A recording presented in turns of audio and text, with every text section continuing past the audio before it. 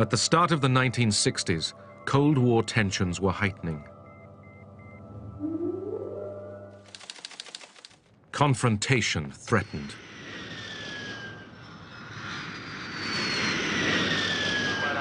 The two superpowers watched and waited, preparing for a nuclear holocaust.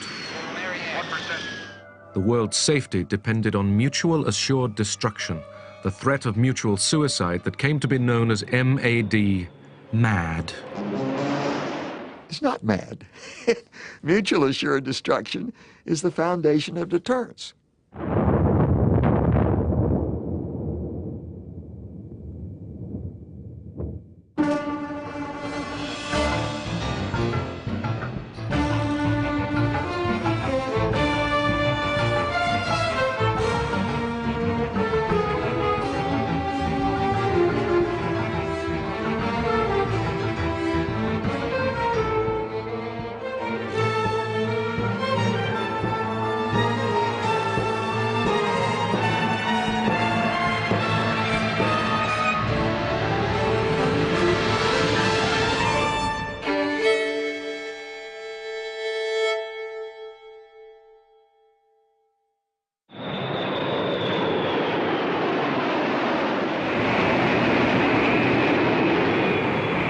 On the 1st of July 1960, an American RB-47 reconnaissance plane like this took off on a routine mission to probe the radar defenses of the Soviet border. We took off from Brize Norton Air Base in England. That was our forward operating location on that particular date. And we were supposed to fly this quote-unquote milk run. There's not supposed to be any particular problems during that particular flight. And we thought that this would be a rather simple flight, although it was a 12-hour mission. They flew in order to detect our radar stations. They wanted to know the location of the air defense system of the Soviet Union. They often flew close to our borders. We started flying parallel to the Soviet coastline, which had Murmansk and the mouth of the White Sea and so forth up there. And we knew there was quite a bit of activity going on up there by the Russians at that time. I was on combat duty to intercept, and I flew up to find the enemy. I was guided from the ground. When I saw the enemy plane, I identified it and radioed my base. The co-pilot said, check, check, check, right wing. And the aircraft commander, Major Palm, said, where the hell did that guy come from? I signaled the plane to follow me. He wouldn't obey. I radioed my base and asked what I should do. An order came back, destroy it. I opened fire, and the plane started to burn. As the MiG fighters returned to base, John McCone and co-pilot Bruce Olmsted parachuted to safety and imprisonment in Moscow's Lubyanka prison. The 4 other Americans on board had died in midair.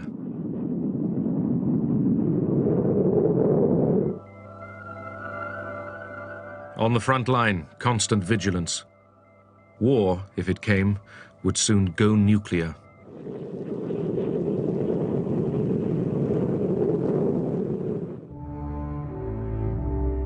American Titan missiles, each with a warhead that could destroy Moscow, were ready to be launched. It would be done before we had time to stop and think about what we were doing. It doesn't take all that long, and it was just automatic. There was no question in our mind that this was the thing to do. If we had ever received a launch message over the PAS system, I would have had absolutely no doubt that my life expectancy was measured in probably less than a half an hour. And the only question was, would we be able to launch this missile before the incoming hit us?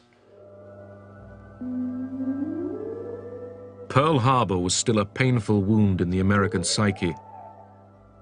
In Alaska, Greenland, and England, ballistic missile early warning radars were in operation. America did not want to be surprised again. The Cold War was a war that went on 24 hours a day, 7 days a week. We felt that they were trying to take over the world, and actually we were one of their largest stumbling blocks in that effort. Therefore, we were one of their primary enemies, and the primary target was to take over our country. They were banging it into our heads, and we couldn't have imagined otherwise. The Americans were aggressors who wanted to conquer the whole world, and we had to protect the world. In 1961, the new American president, John Kennedy, had taken office in a tense nuclear world. He inherited from Eisenhower the doctrine of massive retaliation. The term massive retaliation, as it was understood at the end of the 1950s and the beginning of the 1960s, was a policy of responding to major Soviet conventional attacks, for example, in Western Europe, should that have occurred, with a massive nuclear response. Massive retaliation had been conceived at a time of clear American superiority. Now, the Russians were trying to catch up.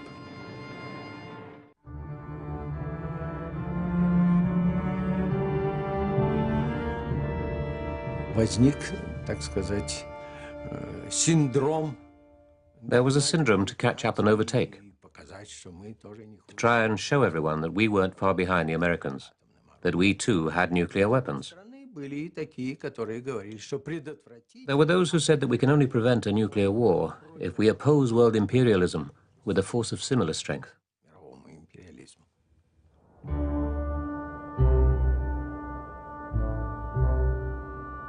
Khrushchev sought a dramatic means to remind the West of the power of the Soviets. He broke a moratorium on nuclear testing.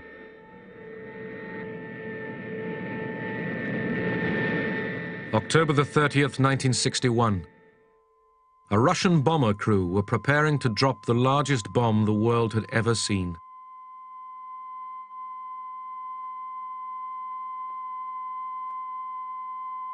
Одна.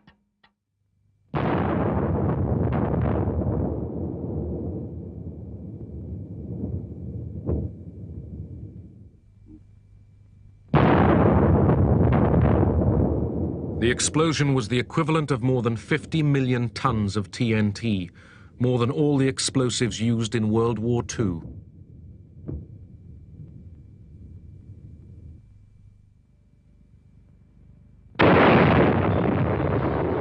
"50 miles away, people were blown off their feet. Khrushchev said he wanted the bomb to hang like the sword of Damocles over the imperialists' heads. Kennedy took up the challenge. In view of the Soviet action, it will be the policy of the United States to proceed in developing nuclear weapons to maintain this superior capability for the defense of the free world against any aggressor. To Kennedy's anger, the super bomb was just one of a series of Soviet nuclear tests.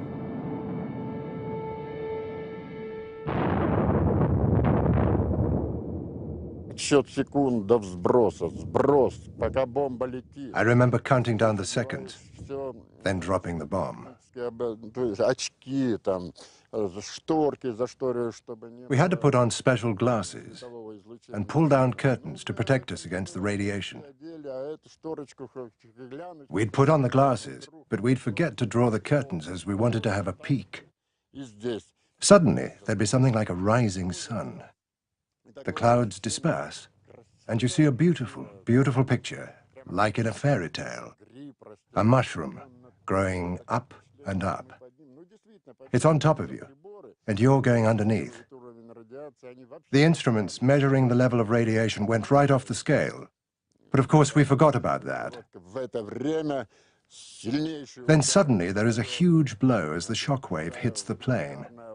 all the controls go crazy, and you have to grab the joystick and quickly try and get it under control. The plane was thrown from side to side. We knew what a nuclear explosion was like.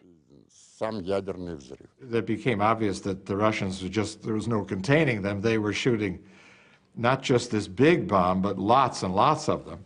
And we essentially did the same thing. We went and, we got bombs from wherever we could find them and took them to Nevada and shot them just in order to respond to these Russian tests. It was a crazy period.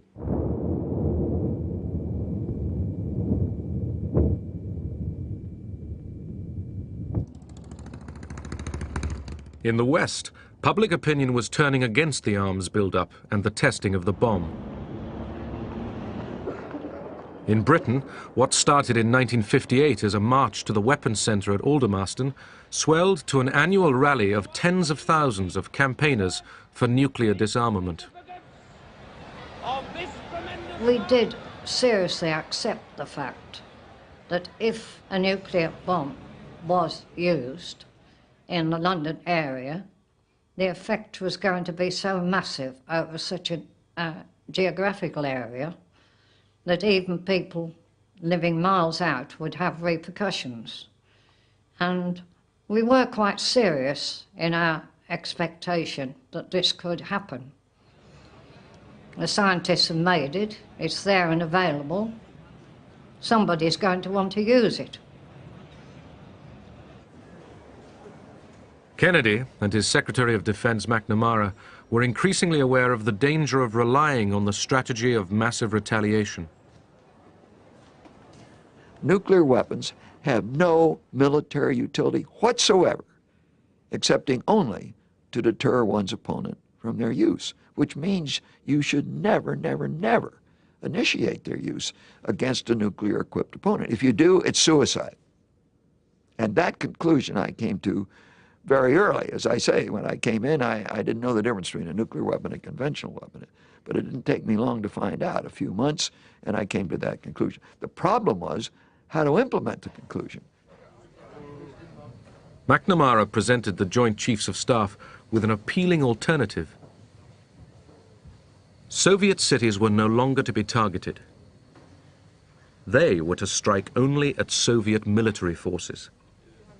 This was known as no cities, counterforce. And if both sides did that, then the casualties in the unlikely and very undesirable prospect of a nuclear war would be less. This idea of a no-cities plan is striking only against military bases, rocket forces and submarines. It was simply an attempt to make nuclear war morally acceptable.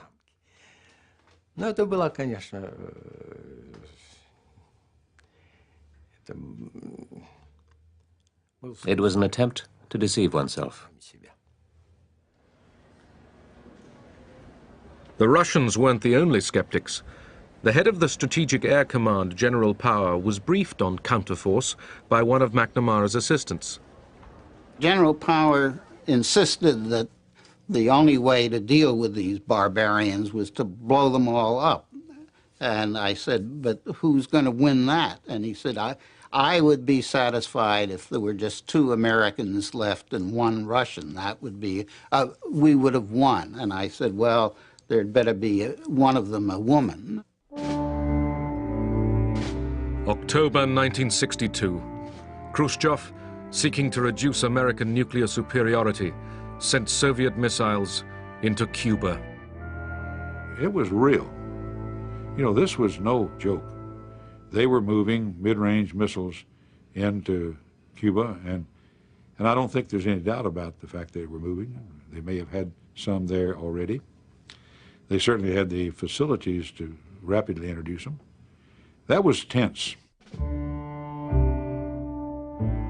Kennedy ordered a blockade and put his forces across the globe on the highest alert.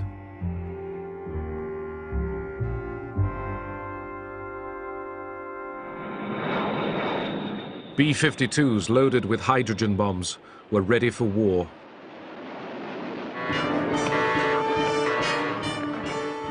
During the Cuban crisis, if the horn blew, we shook like the devil. I mean, we were scared. We said, we're on our way.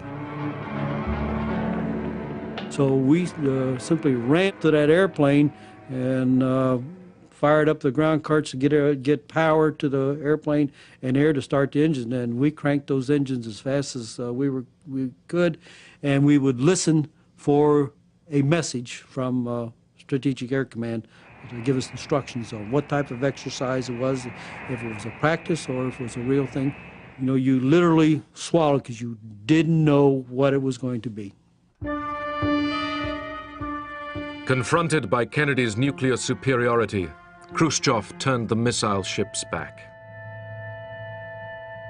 Both Khrushchev's government and Kennedy's government proved to be wise enough to find their way out of this situation. The Cuban Missile Crisis was very important. It showed just how close to the edge of the nuclear precipice the world was standing.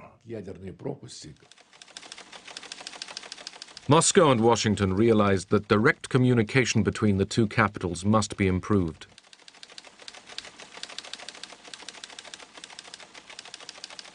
They installed the hotline between them.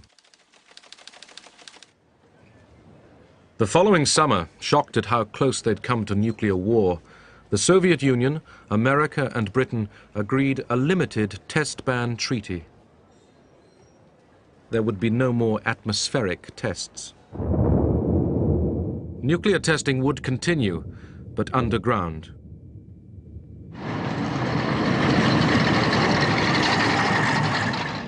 In Russia, the Kremlin had learned a lesson. Never again did it want to confront America from a position of weakness. Lack of nuclear armaments and the weakness of the Soviet Union came as a shock to the Soviet leadership. It was like a cold shower for the government, who realized that these weaknesses had to be overcome.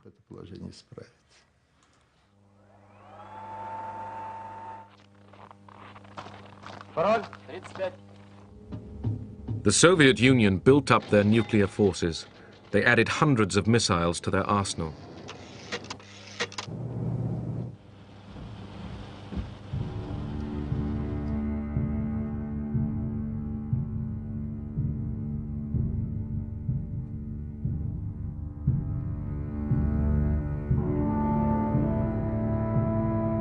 The Americans had to accept that, realistically, they could no longer destroy all the Soviet forces.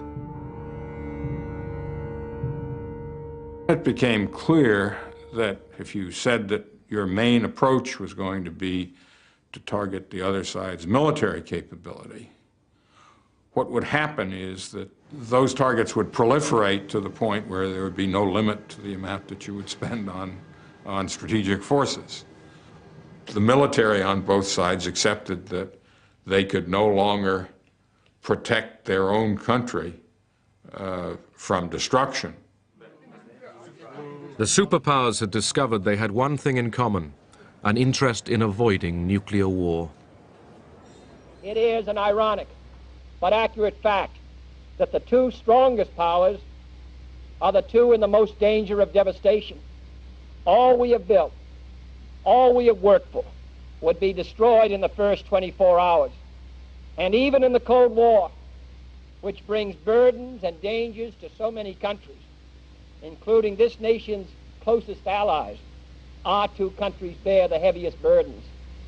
For we are both devoting massive sums of money to weapons that could be better devoted to combat ignorance, poverty, and disease.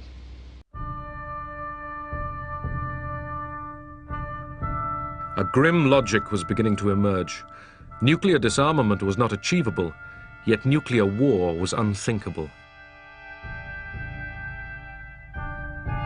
By 1964, McNamara had concluded that his no cities plan was a dangerous illusion. War would only be avoided, he now thought, by the threat of mutual suicide. McNamara, in particular, became totally convinced that the only strategy was what is known as mutually assured destruction, MAD for short. And what that meant was that the only way to have stable deterrence in the world was for both sides to be able to kill 25 to 50% of the other's population. It's not MAD. Mutual assured destruction is the foundation of deterrence. Today, it's a derogative term,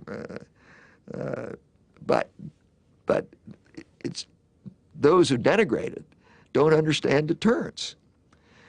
If you want a stable nuclear world, if that isn't an oxymoron, let me rephrase it, to the degree one can achieve a stable nuclear world, it requires that each side be confident that it can deter the other. And that requires that there be a balance. And the balance is the understanding that if either side initiates the use of nuclear weapons, the other side will respond with sufficient power to inflict unacceptable damage. Submarines now played a crucial role. 3, 2, 1. T0. Fire. 1. For MAD to succeed, each side needed to be able to retaliate even after it had suffered a surprise attack. The Polaris system to begin with was really a city killer. It was extremely survivable, assured destruction capability that the Soviets knew they could not destroy, and knew that if they conducted a first strike, that system would someday be available to retaliate. It might take some time to get the message to them from a destroyed national headquarters, but at someday, the warheads would come raining in, and they would pay the price. I don't think there would be any hesitation on the part of any commanding officer to launch. Did we think about what was back home? Sure we did. But you didn't let that control your actions. Time to think about that after you've done your duty. The fact that very tense people were close to nuclear weapons, ready to use those weapons, presented a huge danger to the world. And of course we felt uncomfortable, but we still had to accomplish our task, like the Americans had to accomplish theirs, and we would have accomplished it.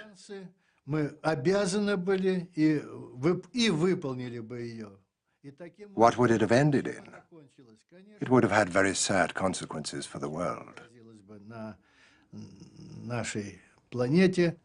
I thought from the beginning it was morally bankrupt, decrepit, morally I just do not accept war, that the primary objective of the war is to kill people.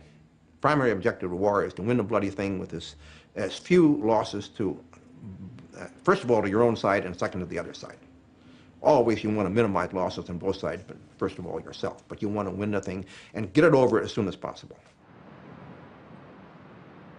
If the first day had involved attacks on cities, then it would have been just unbelievably catastrophic. Tens of millions of deaths and enormous destruction. Even one thermonuclear weapon on a large city would be destructive on an almost unimaginable and unprecedented scale. World War II killed 50 million people, but it didn't do it in one day.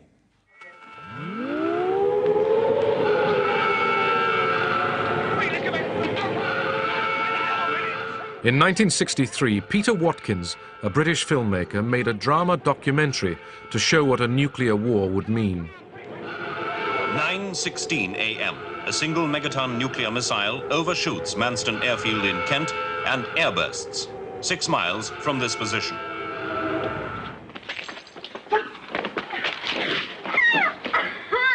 At this distance, the heat wave is sufficient to cause melting of the upturned eyeball, third-degree burning of the skin, and ignition of furniture.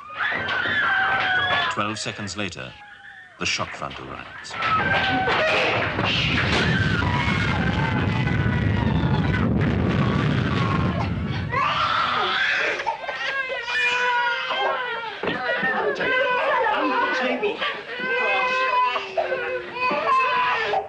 blast wave from a thermonuclear explosion has been likened to an enormous door slamming in the depths of hell.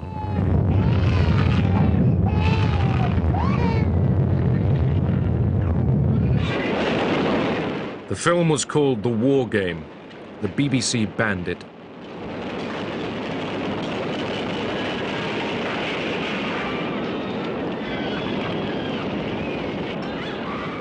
It wasn't seen on television for 20 years.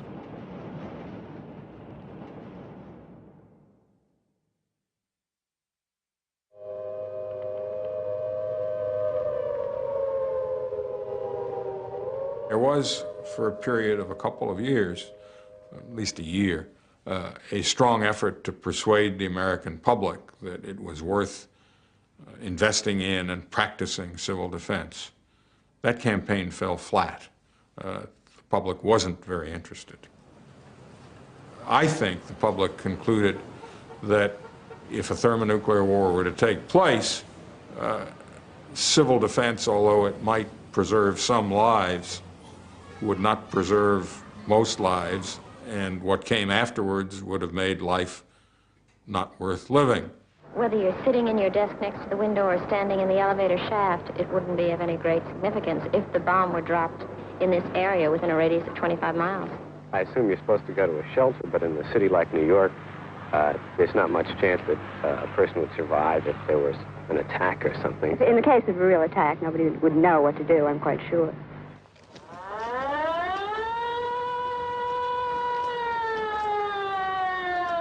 Officially, the Russians took civil defense more seriously, but the reality was not encouraging.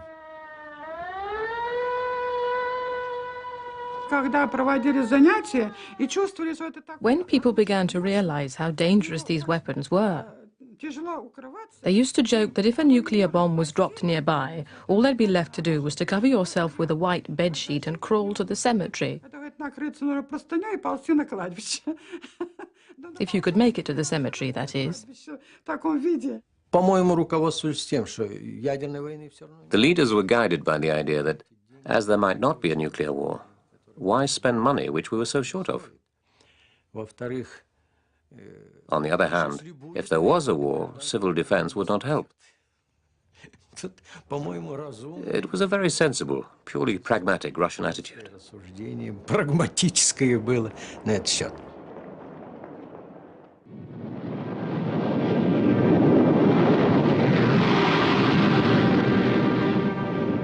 Even short of total war, deterrence carried its own dangers. In 1966, over the coast of Spain, a B-52 was due to attempt a routine refueling mid-air from a tanker.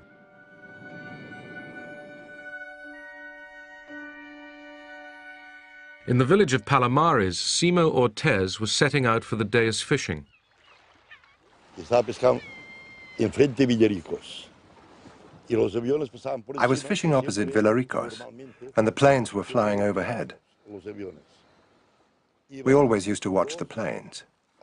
There were two B-52s refueling, and the ones at the back must have brushed against each other, and the planes exploded. I remember all this fire in the air and pieces of aeroplane falling to the ground. I remember all the neighbors running to the place where the smoke came from. We thought that what had fallen there was still burning.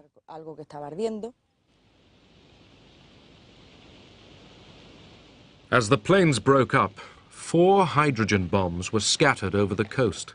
3 hit the ground. 1 was lost at sea. I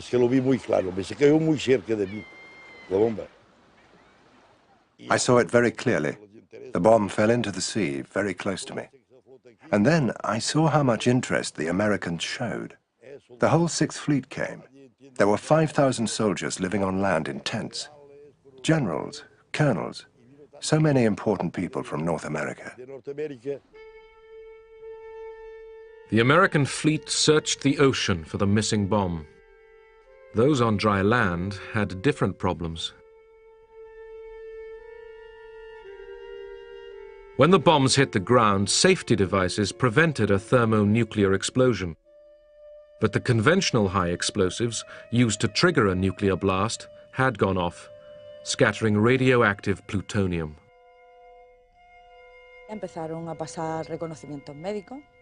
They started doing medical checkups here in the town with a Geiger counter. Some people had to throw away their clothes because they were contaminated. The houses were washed down with detergent or water.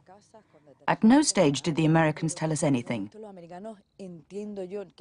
People were scared because no one knew what was happening. All you knew was that you were forbidden to eat things, that you couldn't go out on the street, you couldn't touch anything. Everything but everything was permanently prohibited. Over 4,500 barrels of contaminated soil were shipped back to the United States for burial. At sea, the search continued for the missing bomb.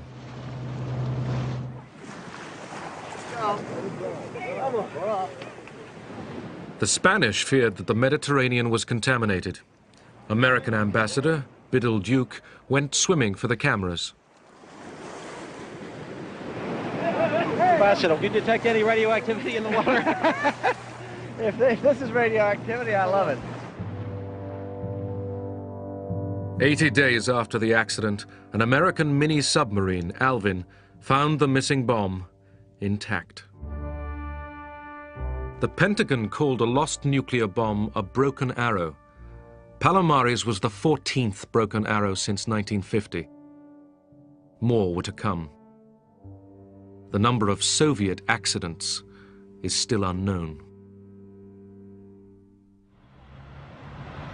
The Russian military were unconvinced by McNamara's notion of assured destruction. They saw it as their first duty to protect their homeland. They worked to develop anti-ballistic missiles, ABMs, which could destroy American missiles in flight. В свое время это был щит и меч. Был танк и было противотанковое орудие. Был самолет. First there used to be a sword, and then a shield.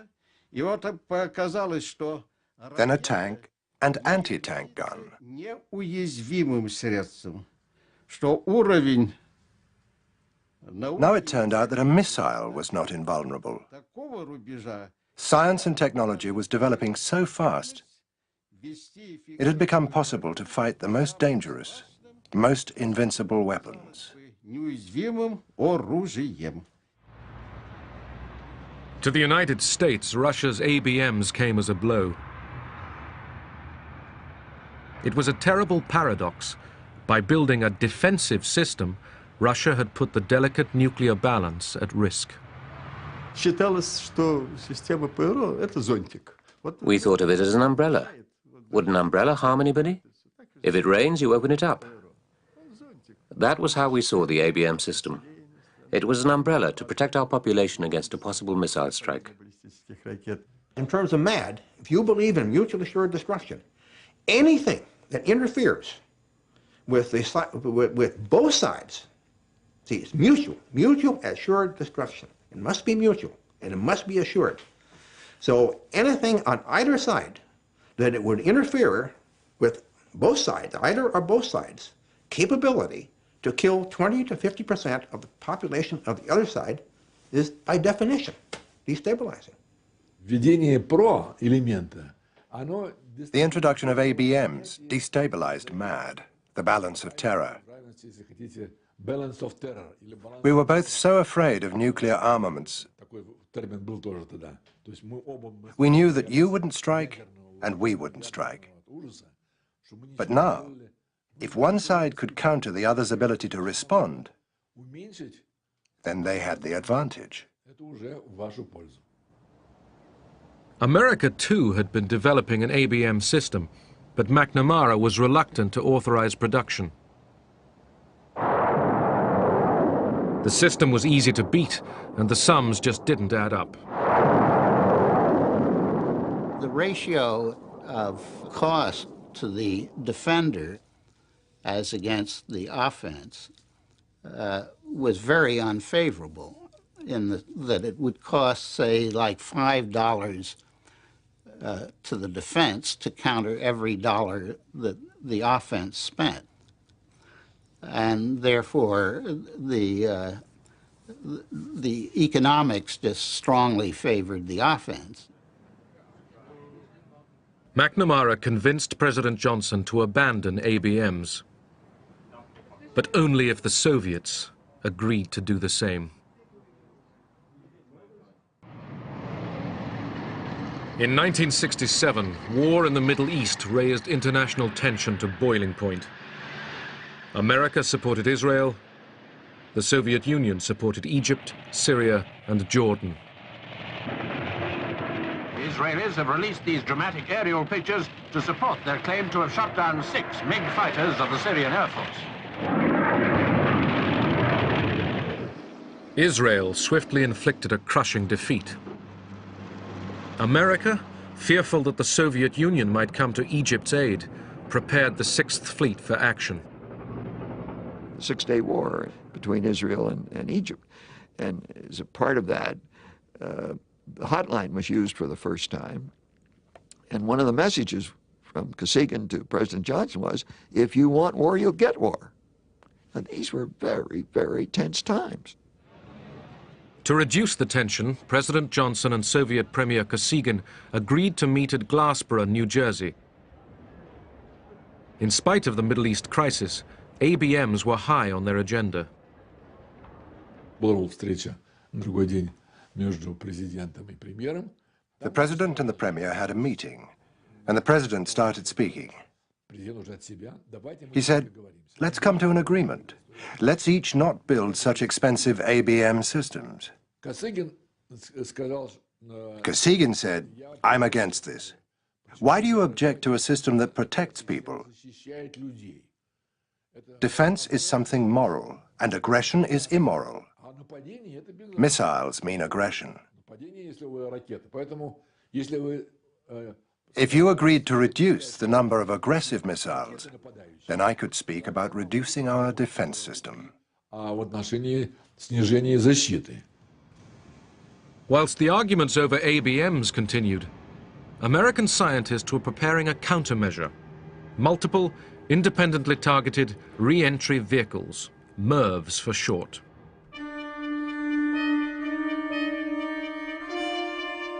One single missile could now carry 10 separate warheads, each capable of destroying a city. Once you got into the MIRV era, the problem of strategic defense became infinitely more complicated, infinitely more expensive, because you had to devise ways of going after a multiplicity of warheads and all kinds of junk that would be put into the atmosphere to mislead the defense. Одной противоракетой можно поразить по существу одну баллистическую... One anti-ballistic missile is enough to shoot down one ballistic missile. Баллистическая ракета имеет... But now imagine that a ballistic missile has 10 separate warheads. Тогда, значит, возникает необходимость... In order to shoot down one of those missiles, you would need at least 10 anti-ballistic missiles. Против нее по меньшей мере 10 противоракет. Here are two figures for you to compare. The United States of America had on their land-based launching sites alone 1,054 ballistic missiles. To counter that, we would have needed over 10,000 anti-ballistic missiles. That would be madness. Это безумие. The Soviet Union realized that unless we stopped the arms race, then the Americans, who were financially better off, could outdo the Soviet Union. The leadership began to understand that now we had to choose between building socialism and communism or making missiles. Или, значит, сделать ракеты.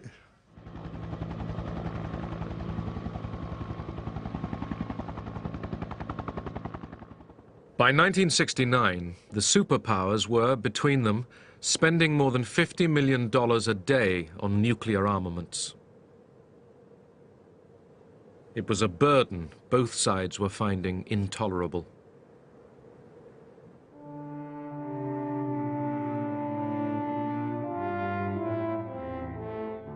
At last, they agreed to meet in Helsinki to try to halt the arms race.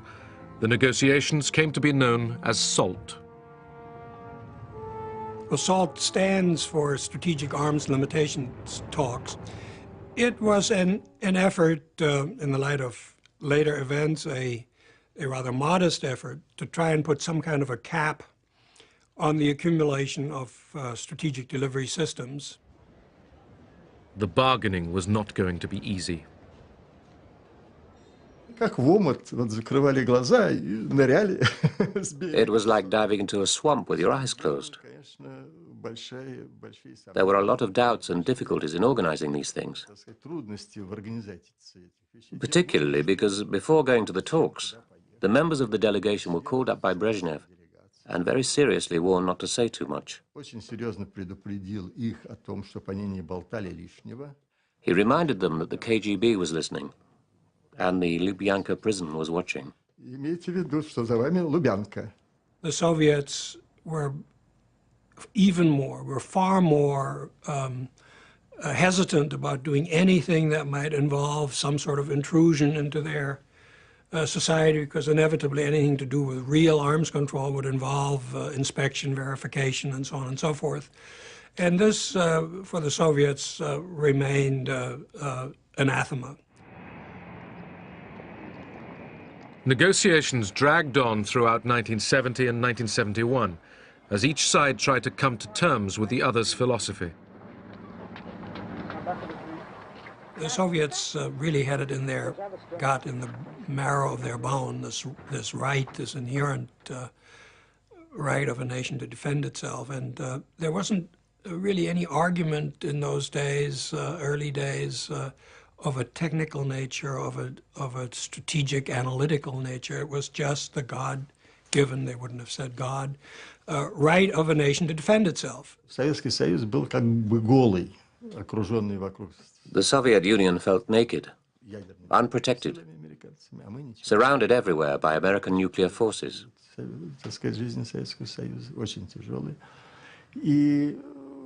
It was very difficult to protect the Soviet Union.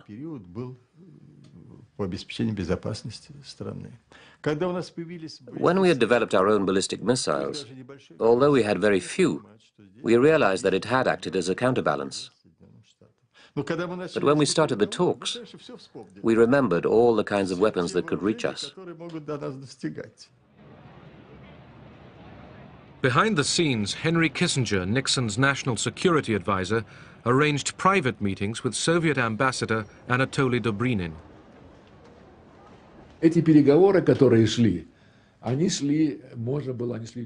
These meetings made it possible to introduce corrections or amendments without losing face.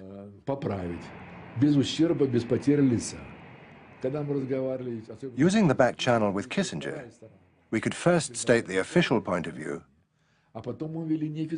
and then talk more freely.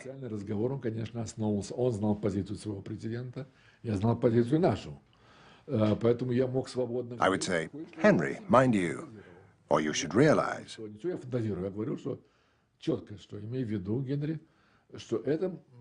I was really just thinking aloud. Then he would say, well, Anatoly, why should we get stuck on this?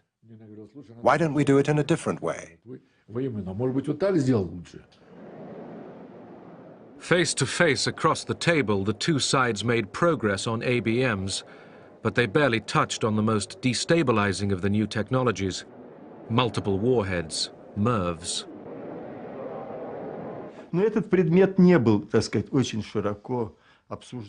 The subject was not really discussed, because by then the Americans already had this technology, and Russia didn't. We believed that we should have it too.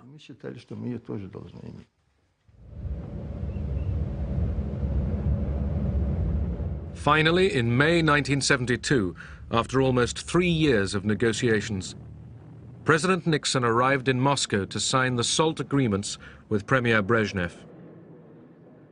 ABMs had now been discredited, and the two sides agreed to limit them. But all they could agree on offensive weapons was a temporary freeze on missile launchers. The superpowers were learning to cooperate.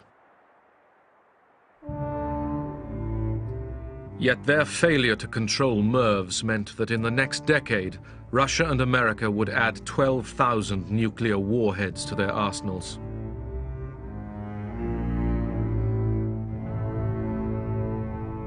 Preparations for global annihilation continued.